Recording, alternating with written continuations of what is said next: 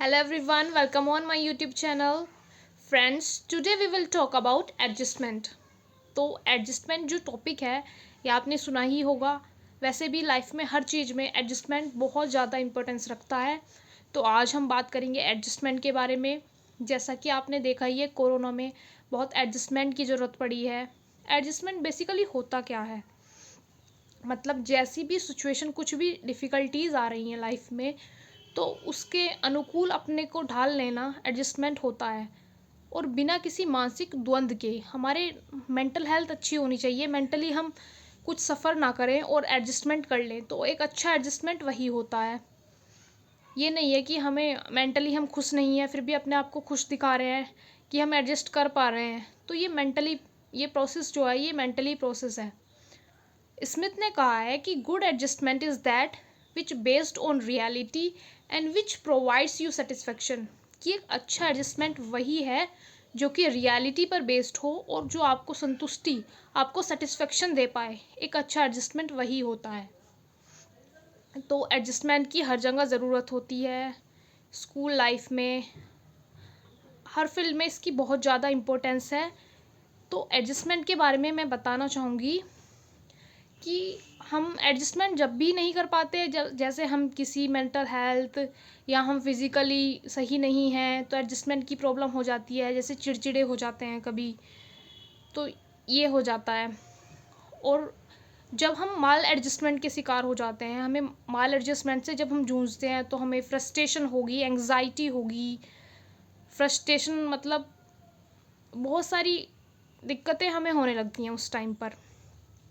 तो इसलिए डिफेंस मैकेनिज़्म्स, कुछ इसके सॉल्यूशंस दिए गए हैं कि एडजस्टमेंट कर पाएँ हम। इसके लिए मतलब अगर एडजस्टमेंट नहीं हो रहा है, प्रॉब्लम सॉल्व कैसे करें।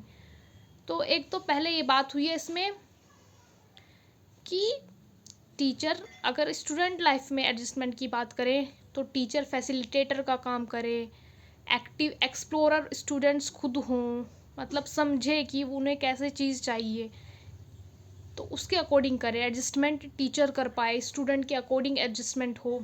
जैसे होमोजीनियस ग्रुपिंग होती है कि सेम तरह के बच्चे एक ग्रुप में रख दिए, ये अच्छी चीज़ नहीं है। जो सेम काइंड के बच्चे हैं वो एक ग्रुप में होंगे तो वो एक दूसरे से सीख नहीं पाएंगे कुछ, क्योंकि उन सबका लेवल सेम है। लेकिन अगर हेट्रोजीनियस ग्रुपिंग होगी तो डिफरेंट डिफरेंट स्टूडेंट्स होंगे, कोई किसी चीज़ में अच्छा होगा, कोई किसी चीज़ में अच्छा होगा, तो वो एक दूसरे से भी सीख पाएंगे, टीचर के साथ साथ वो एक दूसरे से भी सीख पाएंगे, तो ये बहुत अच्छी चीज़ हो जाएगी। और जब एडजस्टमेंट में प्रॉब्लम होती है रियल लाइफ में, स्टूडेंट लाइफ में, किसी भी चीज़ में, तो दो तरीके होते हैं सॉल्यूशन के। एक तो क्या है कि डायरेक्ट और प्रॉब्लम सॉल्विंग। फर्स्ट टाइप है डायरेक्ट और प्रॉब्लम सॉल्विंग। कि अगर आप, जैसे आप कहीं रह रहे हो, ठीक है, उस सोसाइटी में क्या है, आप शॉर्ट ड्रेसेस पहन रहे हो, सोसाइटी में उसमें पसंद नहीं है, वहाँ पे ऐसा माहौल नहीं है, तो आप क्या करोगे, वहाँ से शिफ्ट हो जाओगे। तो क्या हुआ, ये डायरेक्ट हुआ या प्रॉब्लम सॉल्विंग हुआ। दूसरा तरीका तो ये है कि आप वहाँ से शिफ्ट हो जाओगे कहीं। और एक तरीका और है इसमें कि आप क्या करेंगे, आप ऐसा अपनी मेंटल हेल्थ ऐसी बना लेंगे, आप मेंटली अपने आप को ऐसा कर लेंगे कि आपको फ़र्क नहीं पड़ता, तो फिर कोई कुछ भी बोले तो आपको फ़र्क नहीं पड़ता।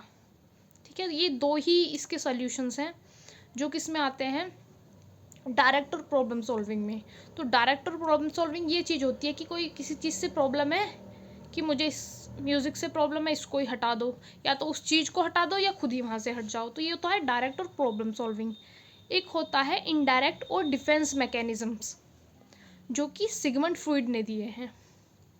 सिगमंड फ्रॉइड बहुत इंपॉर्टेंट हैं, जो साइको एनालिटिक्स अप्रोच से रिलेटेड हैं, जिन्होंने साइकोसेक्सुअल और साइकोडायनेमिक की बात की है।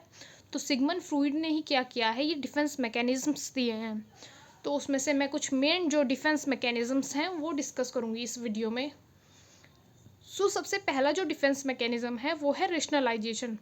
रेशनलाइजेशन में क्या करते हैं कि अपने खुद के वकील बन बैठते हैं लोग, खुद की सफाई देंगे, तर्क देंगे कि ऐसा नहीं ऐसा है। बेसिकली दो स्टेटमेंट्स दी जाती हैं कि lemons are sweet and grapes are sour. तो इससे तर्क दिया जाता है इसमें कि क्या जो लेमन्स हैं, नींबू, वो मीठे हैं, मतलब अपना ही वकील बनना, ऐसे अपने तर्क देना कि ऐसा नहीं, ऐसा हुआ है, मैं फ़ेल इसलिए हो गया क्योंकि टीचर ने ही अच्छा नहीं पढ़ाया। खुद के वकील बनना हो जाता है एक तरह से, इसमें रेशनलाइजेशन होता है, ये डिफेंस मैकेनिज़्म। दूसरा जो डिफेंस मैकेनिज़्म है वो है रिग्रेशन। जैसे हमने कोई गलती कर दी, हमें उसका रिग्रेशन है, तो कुछ लोग क्या होते हैं, अपनी पहली अवस्था में पहुंच जाते हैं। जैसे वो बैड विटिंग करने लगेंगे, क्राइंग करने लगेंगे, जैसे छोटे बच्चे बचपन में करते हैं, वो इस तरीके से बिहेवियर शो करने लगेंगे अपना। ये होता है रिग्रेशन। थर्ड है प्रोजेक्शन। जैसे हमसे कोई गलती हो गई तो इसका पूरा हम दोष क्या है, किसी दूसरे पर डाल देंगे। प्रोजेक्शन में किसी दूसरे को गलत दिखाएंगे, या कुछ भी चीज़ हमसे हुई है तो दूसरे को प्रोजेक्ट करेंगे उसमें कि ये रोल इसने किया है, तो ये होता है प्रोजेक्शन। जो फोर्थ डिफेंस मैकेनिज्म है वो है कंपनसेशन। कंपनसेशन में क्या करते हैं हम, चीज़ों को कंपनशिएट करते हैं। कंपनशिएट लाइक कि अगर हाइट कम है तो हील्स पहन लेंगे, तो इस तरीके से किसी ना किसी चीज़ से कंपनशिएट करते हैं। कोई प्रॉब्लम है तो दूसरी चीज़ से सॉल्व करेंगे, तो कंपनशिएट करते हैं। फिर इसके बाद है सब्लिमेशन। जैसे कि कोई एनर्जी है, किसी में कोई टैलेंट है, किसी में क्या है, अगर वो सोसाइटी में एक्सेप्टेबल नहीं है तो हम उसे किसी ऐसी चीज़ में ले जाएंगे कि जहाँ वो एक्सेप्टेबल हो और उसका यूज़ हो पाए, मिसयूज़ ना हो पाए। जैसे कोई फिज़िकली बहुत अच्छा है तो लड़ाई झगड़े ना करके वो क्या करे, वो रेसलिंग वगैरह में चला जाए, मतलब उस फील्ड में अच्छा हो सकता है वो। तो जो सोशली एक्सेप्टेबल हो, जिसमें अचीव कर पाएँ, उस चीज़ में जाना, ये हो जाएगा। उस मतलब एनर्जी को उस तरह शिफ्ट करना, ये क्या हो जाएगा, ये डिफेंस मैकेनिज्म हो जाएगा एक। देन इस डिफेंस मैकेनिज्म के बाद एक डिफेंस मैकेनिज्म आता है डिस्प्लेसमेंट। डिस्प्लेसमेंट में क्या होगा कि जैसे बॉस ने डांटा अपने एम्प्लॉय को, उसने घर पे आके अपने बच्चों पे या अपनी वाइफ पे गुस्सा उतार दिया अपना, ये क्या होता है डिस्प्लेसमेंट। एक जगह से दूसरी जगह डिस्प्लेसमेंट कर दिया। जैसे कभी कभी टीचर्स होते हैं बहुत गुस्से में होते हैं घर पर, मतलब कोई डिस्प्यूट वगैरह हो जाता है तो बच्चों को गुस्सा दिखाते हैं, तो ये चीज़ें इसमें आ जाती हैं। इसके बाद आता है, जैसे हमने एक रिग्रेशन करा था कि हम पहली अवस्था में चले जाते हैं, छोटे बच्चों की तरह बिहेवियर करने जाते हैं, ऐसा ही एक है रिप्रेशन। रिप्रेशन में क्या करते हैं, कुछ चीज़ हमें प्रॉब्लम दे रही है, ठीक है, हमारे माइंड में आ जा रही है वो चीज़। वैसे भी होता क्या है कि जिस चीज़ को हम फॉरगेट करना चाहते हैं वो माइंड में आती है, तो फिर ये क्या, इसमें क्या करते हैं कि मोटिवेटेड फॉरगेटिंग, हम अपने आप को मोटिवेट करते हैं कि ये चीज़ सही नहीं है तो हम ये नहीं सोचेंगे, या ये हमें प्रॉब्लम दे रही है, तो इसमें क्या करते हैं हम मोटिवेटेड फॉरगेटिंग करते हैं सप्रेशन में। इसके बाद जो डिफेंस मैकेनिज्म है वो है रिप्रेशन। रिप्रेशन में क्या करते हैं, हम अपने ऊपर एफर्ट डालते हैं कि नहीं, जोर डालते हैं कि नहीं फॉरगेट करना है, मोटिवेशन नहीं है, बस एक ये है फोर्सफुल तरीके से हम क्या करना चाहते हैं, किसी चीज़ को भूलना चाहते हैं। फिर इसके बाद आएगा एक डिफेंस मैकेनिज्म जो है डिनायल। डिनायल क्या होता है कि हम अपने सामने कुछ चीज़ देख रहे हैं और कभी कभी ऐसा होता है कि हम उस पर बिलीव नहीं कर पाते हैं। जैसे लोग शहीद हो जाते हैं तो उनकी फैमिली बिलीव नहीं कर पाती है कि ये रियलिटी है, तो इस तरीके की चीज़ें डिनायल की सिचुएशन में कभी कभी लोग पहुंच जाते हैं, जो कि काफ़ी डिफ़िकल्ट होता है। इसके बाद जो डिफेंस मैकेनिज्म है वो है आइडेंटिफिकेशन। आइडेंटिफिकेशन में क्या होगा कि इसमें कॉपी करने लग जाते हैं लोग, जैसे टीचर की कॉपी करेगा बच्चा, जैसे टीचर कपड़े पहनती है उस तरीके से ड्रेसिंग सेंस बनाएगा, उस तरीके से पढ़ाएगा।